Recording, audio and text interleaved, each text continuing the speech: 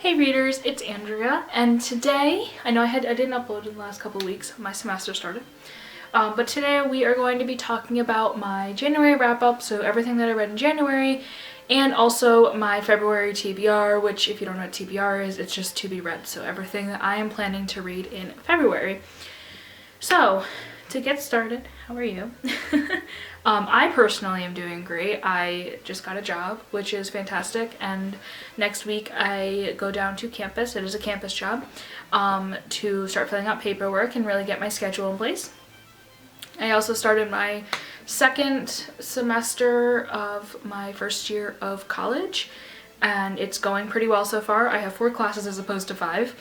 And I think that's the biggest update. I've also been doing more paid reading, so thank you to the person who has been helping me with that, and really she's the one paying me, who's been asking for the reading, so I really do appreciate her very, very much.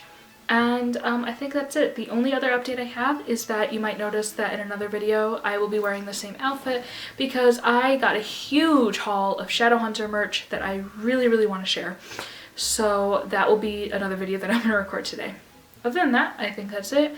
Sit back, relax. This shouldn't take too long, but just in case it does, get comfy. And let's get right into everything that I read. So the first thing that I read is a middle grade book called Smoke that I do not have because I donated it so I can get some more books. But it is a middle grade book. I will also put up a picture. It is a middle grade book that focuses on a kid named, I believe it's Colt. I read this in the beginning of January. It's the first book I finished in 2021. And basically his parents are separated, his mom and him moved to California, and it's just like a coming of age story. I think that he's 12. Yeah, it was cute. I don't really have too much to say about it. I rated it 3 out of 5 stars, and I'm going to read you my little review that is on Goodreads. So, my first read of the year. It was sweet and a quick read. If you're reading this review, take it with a grain of salt. I am an 18-year-old English major, and this is a middle grade story. Overall, Smoke is a nice story, but nothing special. A quick coming-of-age story that takes place in Southern California. By quick, I mean my copy was less than 200 pages. I felt like the author could have added a lot more, but just gave up. The ending was awkward and almost felt rushed after the climax. This all I still feel like rings true. I would give this to a 5th or 6th grader to read, maybe 3rd or 4th if they were at an advanced reading level, especially if they liked cowboys. It was a nice read for kids, but a skip if you're an adult looking for an easy middle grade read. So unlike a book like Holes or some of Rick Riordan's books that I would even recommend to people my age or older, if they just want an easy middle grade read, I definitely wouldn't recommend this, like I said in this little review. But it was really cute. I'd give it, like if I had a kid or someone I babysat or something, I'd give it to them to read. I just happened to not, so I donated it. But yeah, that was the first book I read. Not off to a shebang of a start, but definitely still not the worst thing I could have read. I never lit my candle. Oh, Krakatoa. Light. Ta-da! Oh. Ta-da! Okay, so the next book that I read in January was The Night Circus by Erin Morgenstern. Now, disclaimer, I was reading this for a very long time. I didn't start and finish this in January. I think I started this maybe in November at the earliest. This is an adult fantasy series? This is an adult fantasy novel written by Erin Morgenstern. And wow, I think I rated this 5 out of 5 stars. I'm 100% sure I rated this 5 out of 5 stars. Maybe 4 out of 5 if I was feeling a little salty. But wow, I absolutely loved this book. Now, I think that I might need to go back and give it a second read. Only because I don't feel like I grabbed all the information that was in it, especially after kind of going through it for a long time. Like, I was just reading it for a long time. But wow, I really, really, really enjoyed this book. And it was just action-packed. I love the characters, I love the setting, the writing style was absolutely phenomenal. I 110% recommend this book. I would 110% read it again. This copy is beautiful. I talk about it every single time I hold it up. I absolutely love this copy. What a good book. what a good book. What can I say? Let me see if I am forgetting any other details that I wanted to talk about. I will read my review on Goodreads. Okay, I know I said November, but I actually started this in September, which is really embarrassing, but I don't want to lie to my viewers. That's really embarrassing. I did realize, I read my little review, I didn't forget to say anything, but I did forget to talk about the plot. So the Night Circus has a lot of different things like interweaving and everything that I'm recommending this to you, so I don't want to give away too much, but it is about a circus, the Night Circus, that only pops up at night, kind of pops up mysteriously all around the world, with these beautiful, like almost unworldly tents. And wow, like it's so intricate and very, very good. If you're looking to pick up a fantasy, like I said, I really don't want to give away too much. There's a lot of different characters to kind of follow. There's a little bit of romance in here and a tiny bit of coming of age and everything, so it might give you a little bit of everything that you would ever need, but yeah, I definitely recommend this. If you want a more coherent summary without any spoilers, I would just look up whatever the summary is of the book from the author, or like the back of the book or something. I'm just not going to read it because it's super long. But instead of talking about this for a half hour, I am going to jump into my next book. So the next book that I read, I did finish in one night, and it is an R.L. Stine thriller, and it is The Babysitter. This one is not part of the Fear Street series. This one is a standalone thriller, and it basically follows, I don't even know what her name is, Jenny, babysitting one night and gets stalkery phone calls and everything. You might see a little tab. I did annotate this for some reason. I think I was just bored. But I did finish this in one night with a lengthy, for me, for such a small book, lengthy review. I rated this 2 out of 5 stars, and I'm just going to read you the review I wrote on Goodreads because I feel like it just perfectly encompasses how I feel about this book. Of course, I finished this book in one night. This review is coming from a lifelong R.L. Stine fan, so take this all with a grain of salt, which I absolutely love saying apparently in my reviews. This thriller follows R.L. Stine's typical pattern. Teenage girl experiences some creepy stuff when she's alone. She's plain, has a love interest, and receives creepy phone calls and suspects the wrong people until the end. The plot was predictable from the 3rd chapter too. He could adopt more of a show not tell policy, and I noticed on this read that he sometimes writes teens very well and sometimes makes them alien. Overall, this was a good story. This was one of my favorite written antagonists in an R.L. Stine thriller in a while. It was cute, nothing to write home about, very quick, and could have been added onto some parts to make it longer or more in-depth. I'm so sorry, this was written at like midnight. I recommend it for a night's read, but that's about it, which I still think holds pretty true. I definitely wouldn't, say, oh my god, you have to rush to pick this up. But if you're an R.L. Stine fan or just want like a super, super, super quick read or anything, I would recommend this. One of these days when all of my R.L. Stine books are at my grandmother's house, I will be doing an R.L. Stine bookshelf tour. So you'll probably see this one pop up again in my extensive collection. But for now, I kind of skipped this one, like I said, unless you were kind of looking for just a night's read or you're a huge R.L. Stine fan. The last book that I read in January is A Tree Grows in Brooklyn by Betty Smith. This is another one that was in that reading challenge. I'm going to link that video down below just for people to go check out if they want to. I rated this 5 out of 5 stars. I finished this in whatever 22 minus 14 is. I'm an English major. I'm not a math person, so you can do that math on your own. But wow, I really, really like this book. Originally, I did have it assigned for a class that I didn't end up taking, so I only read about half of it, and then decided that I wasn't going to take that class. And I didn't have really high hopes going into this. I knew a lot of other people liked it and everything, but I was like, I'm not gonna get my hopes up too high. I absolutely loved this book. It's obviously a new favorite, which is why I rated it 5 out of 5 stars. For a book that is set in 1912 Brooklyn, I didn't think that I was going to relate to it so much. This book basically follows an Irish-American family who is in the lower class of Brooklyn and is kind of dealing with a lot of things that families had to deal with at the time. And our main protagonist is this little girl named Francie, who you kind of follow her from a pretty young age, like I think 5 or 6 is when we first start to see her, until she's about my age and like in college and kind of getting on with her life. So it's just such a good book. It deals with themes of alcoholism and just, you know, kind of a coming of age story. I really like coming of age stories, I've come to realize. Mr. Hayes, you have taught me well.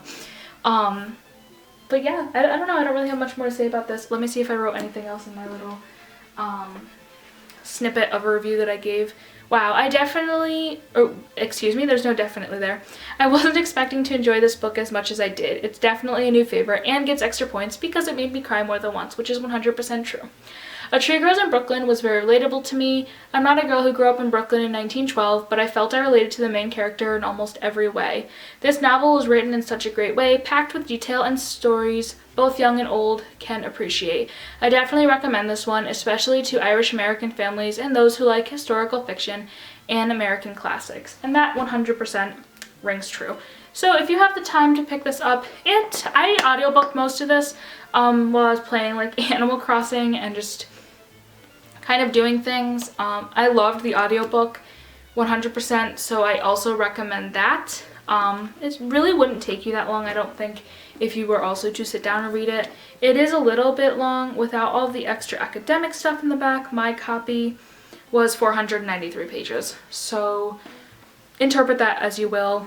And if you pick this up, good for you. Yeah, you did me proud.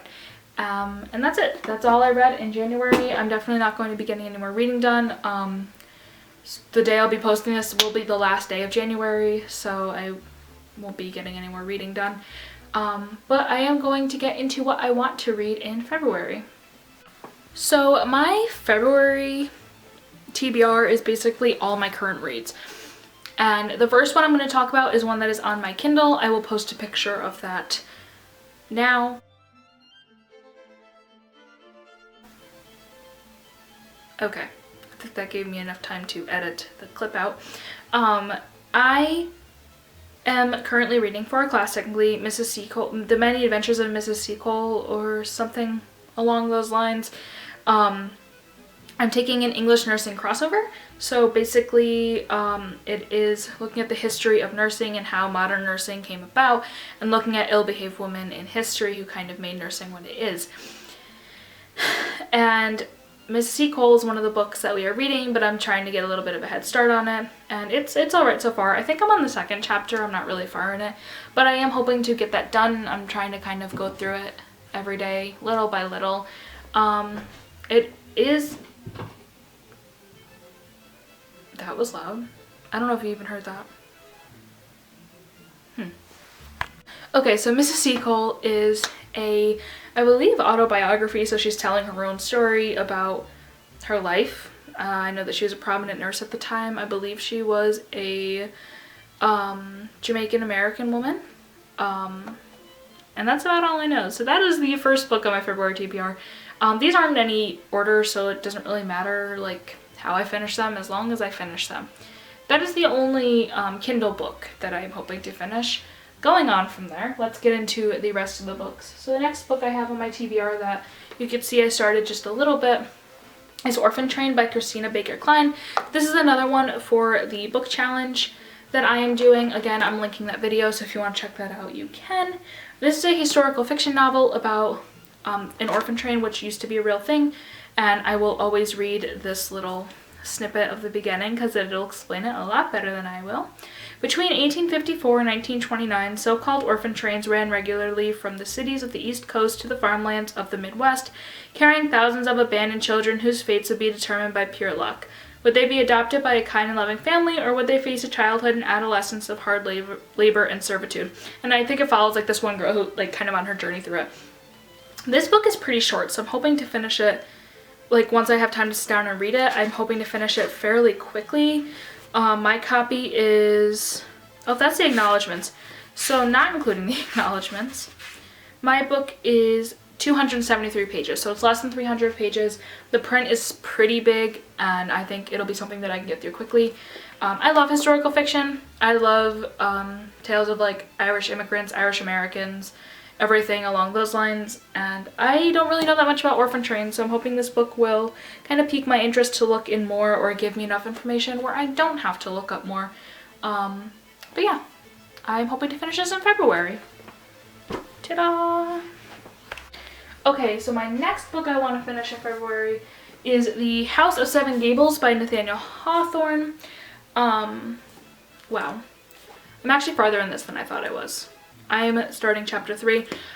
You might be able to tell by my tabs, I am annotating this as I go along, so it'll take me a little bit longer than it might.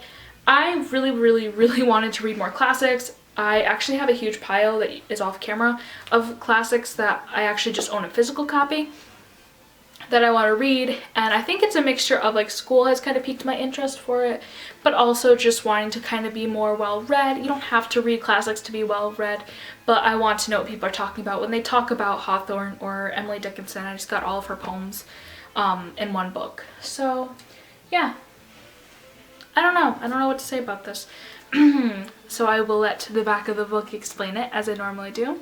First published in 1851, The House of Seven Gables is one of Hawthorne's defining works, a vivid depiction of American life and values, replete with brilliantly etched characters, the tale of a cursed house with a mysterious and terrible past, and the generations linked to it. Hawthorne's chronicle of the Mall and Pyncheon families over 2 centuries reveals, in Mary Oliver's words, lives caught in the common fire of history. So yeah, and that's it. I'm really excited. I did take a trip to Salem pre-COVID.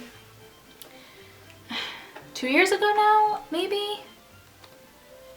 It was 2 years ago in October I went and visited. I didn't really do all of the traditional tourist stuff. I actually went and visited the Satanic Temple, which is kind of on the outskirts of like the downtown of Salem, while my Girl Scout troop kind of went and did everything. As you probably know from my page, I am a witch, so I didn't really want to like visit with the Girl Scouts. But they had a really fun time. I had a great time doing what I was doing. I do want to go back and do all the touristy stuff and really sink into the history of witches who came before me. And I figured that this would be a really nice place to start. Also, my mom picked it out of my pile for me to read. So that's it. I don't think this book will take me that long to get through either. Without the commentary, which is a lot of the back, without the notes, which is a lot in the back, it is 274 pages, so shouldn't take me long either. The only thing is I will not be audiobooking this. Orphan Train doesn't have an audiobook either, but I will not be audiobooking this, so I can go through and annotate. But yeah, let me just talk about my next book. I've been talking about this one for a while. And the last thing on my February TBR, I did borrow the audiobook for this. It is Cassandra Clare's Queen of Air and Darkness. This is just my book suck, so I don't get anything on it. You can probably see tabs. I'm not writing in this. These are just places that I find funny, like little jokes that make me laugh so I can revisit them. This is the last book in the Dark Artifices series by Cassandra Clare. If you know by now, I've been reading this for a long time, longer than I should have, but I don't, did I just say that out loud that I have the audiobook for this? I don't even know, so hopefully I'll be able to continue it. I'm a huge Cassandra Clare fan, if you couldn't tell by my, just right here on my bookshelf, and maybe you can see this too. I don't think you can read that from here, but yeah, this is, like I said, the last book in the Dark Artifices trilogy. It is a young adult fiction story that follows shadow hunters who basically keep humanity safe and fight demons off and stuff. There's also downworlders, so you have like your vampires and your werewolves and your fairies and warlocks. And there's a lot of like government stuff that happens in these books, and romance and coming of age and just so many different themes. I've been obsessed with these books for a very long time, and I'm not gonna keep talking about it because I'll just go on for hours, and I think the more you get into her books, the more complicated it gets. So I will let you check these out. My next video, like I said in the beginning, will be a big pile of all my Shadowhunter haul stuff, and then I actually also might do a video on how to read Cassandra Clare's books, like how I would recommend it, and how she would recommend it. So I'm going to show you the cover for this before I do my little outro. And let me grab it.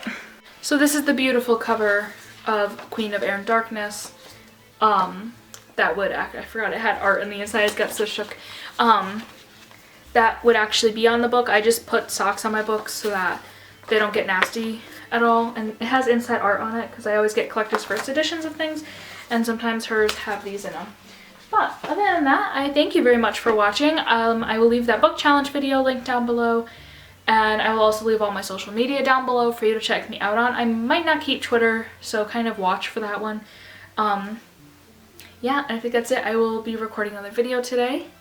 I hope that your new year started off very well, and that the rest of your year, it goes just as well if it did. If it didn't, you have the rest of the year to turn it around, or it'll turn around for you if nothing was in your control. And I think that that's it. Thank you very much for watching again, and I hope y'all have a good day.